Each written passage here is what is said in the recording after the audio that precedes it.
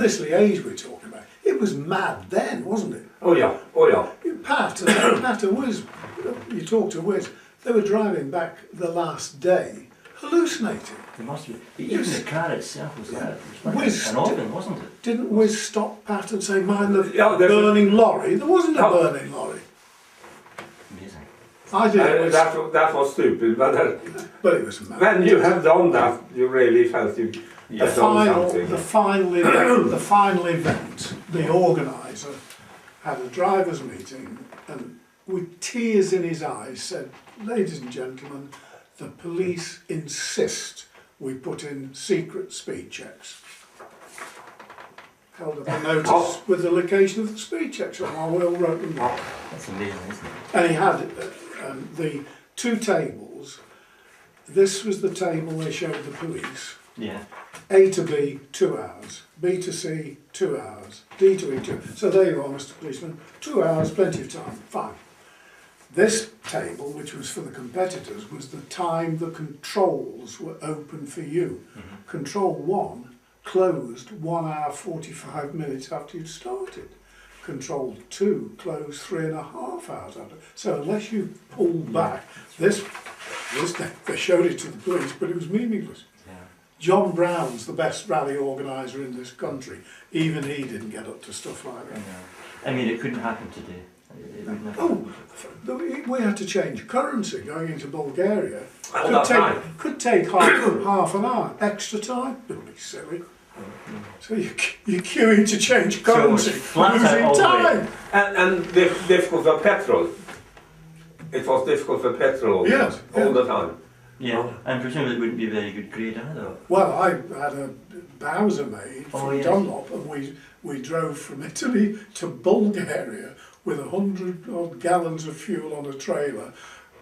We're approaching a crossroads, and Rano Alton and the bloody Healy went across the crossroad, so we missed him after driven from Italy to Bulgaria. Didn't you have rubber bags on the roof? Yeah, rubber bags on the No. roof. But we actually had one trailer because the fuel was terrible. I know, that's right.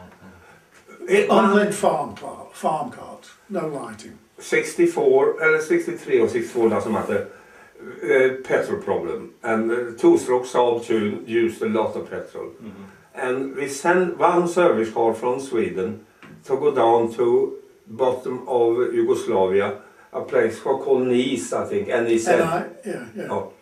And just with petrol for us. And the two boys that went to empty petrol can from Sweden, and they said we fill up further down instead of sitting with us in the car all the way down. And they hadn't filled petrol can. When they come to Nice, there was no petrol. And I saw them, one of the mechanics had gone a long way out on the pier and was ready to jump in the sea. So he knew my temperament. And luckily enough, Mercedes only had one car running, so the service car had plenty of petrol. And that happened in these days, not today. They gave us petrol, Mercedes factory cars. Fantastic. And we had help from BMC. BMC had help for us. One of the best moments was coming back from Liège over. Some of us hadn't seen the Grossglockner, and there was Saab mechanics. So we came over the Grossglockner, and at the top, some Saab tourist had broken down. 5 minutes later, two of the best Saab service crews in the world pulled in, fixed the car and drove off. I bet that bloke thinks that's all part of Saab. It's part of the warranty. You couldn't have planned it. No, that's right. There was more friendship. Today I don't think they're friends in different teams. Within the teams they're not always friends. No, that's right. And I don't know whether it applied so much to the Swedes, but it certainly did with the Finns, that they would quite openly recommend the next generation of Finns.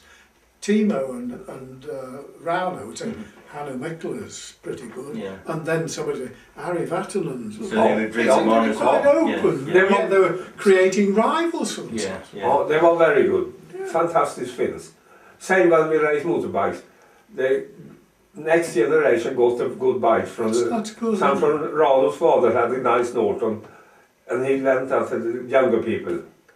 I mean, as an example, on the London to Mexico, which Eric didn't do, the Ford film, Five for Fiesta, there's one shot in the Andes where Hannu Mikkolan's car goes out of frame and Timo Mäkinen's car comes in frame on the same shot. Yeah.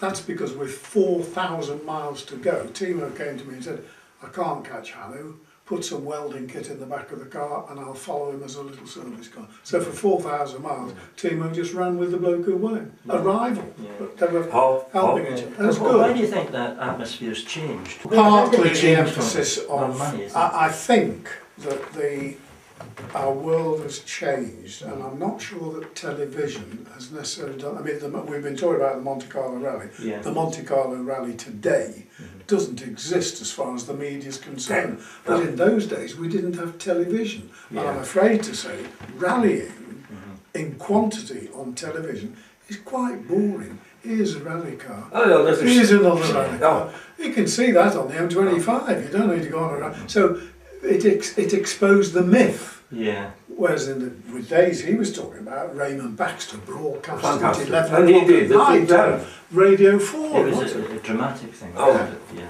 And there was a mystique about it as well. Yeah, you talk to people that go to, people that watch the British Touring Car Championship on television, and then they go and see the real thing, and it's boring because the television's closer up and has cut out the boring bits. Yeah.